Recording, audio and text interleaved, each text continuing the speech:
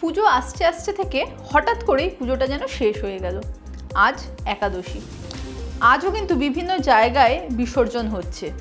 গতকাল যখন মায়ের বিদায় হচ্ছিল দশমীতে, তখন কিন্তু কলকাতা সহ একাধিক জেলাতে বৃষ্টি হয়েছে। আজও কি সেই বৃষ্টি হবে? কতদিন এই বৃষ্টি চলবে? চলুন আজ আবহাওয়ার সেই আপডেটই জেনে নেওয়া যাক হাওয়া মোড়কে।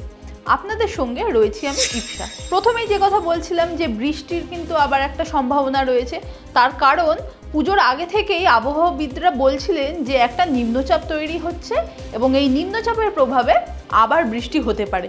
সত্যিই সেই নিম্নচাপ তৈরি হয়েছে। ইতিমধ্যেই সেই নিম্নচাপ কিন্তু স্থলভাগেও ঢুকে পড়েছে। ওড়িশার গোপালপুর দিয়ে এই নিম্নচাপ স্থলভাগে ঢুকেছে, আপাতত গোপালপুরের ওপরেই রয়েছে। আর এই নিম্নচাপের প্রভাবেই কিন্তু ঝাড়খণ্ডে যেরকম প্রবল বৃষ্টি হবে, তেমনই বাংলাও কিন্তু ভাসবে এবং সেক্ষেত্রেও কিন্তু বিপদের সম্ভাবনা বেশি দক্ষিণবঙ্গের ওপরে। কেন বলছি এ কথা? সে কথাই বলবো। প্রথমেই যদি আমি কলকাতার আবহাওয়ার কথা বলি, তাহলে আজ আকাশ আংশিক মেঘলা থাকবে। ইতিমধ্যেই দেখতেও পাচ্ছেন যে বেশ একটা অন্ধকার ঘনিয়ে এসেছে। কিছু কিছু জায়গায় কিন্তু ইতিমধ্যেই বৃষ্টিও হচ্ছে। আলিপুর আবহাওয়া অফিস বলছে আজ কিন্তু বিক্ষিপ্তভাবে বৃষ্টির সম্ভাবনা রয়েছে কলকাতায়। দিনের সর্বোচ্চ তাপমাত্রা থাকবে 30 ডিগ্রি সেলসিয়াস, যা স্বাভাবিকের থেকে 3 ডিগ্রি কম। সর্বনিম্ন তাপমাত্রা থাকবে 25 ডিগ্রি সেলসিয়াস। তবে এই যে বৃষ্টি হচ্ছে, একটানা যেহেতু বৃষ্টি হচ্ছে না, তাই জন্য অস্বস্তি কিন্তু থেকেই যাবে। আজ বাতাসের সর্বোচ্চ আপেক্ষিক আর্দ্রতা থাকবে 98%।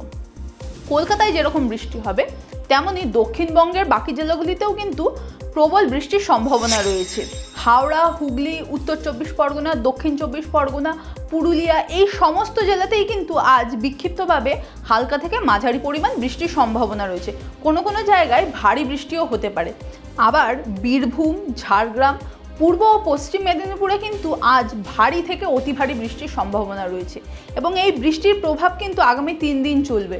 আর ওই যে বলছিলাম দক্ষিণবঙ্গের ওপরে বেশি বিপদ, তার কারণ ডিভিসিও কিন্তু জল ছাড়তে শুরু করছে। ঝাড়খণ্ডে যেহেতু বৃষ্টি হবে, তাই জন্য ইতিমধ্যেই ডিভিসি জল ছাড়া শুরু করে দিয়েছে। ডিভিসি জানিয়েছে তারা 70,000 কিউসেক জল ছাড়বে।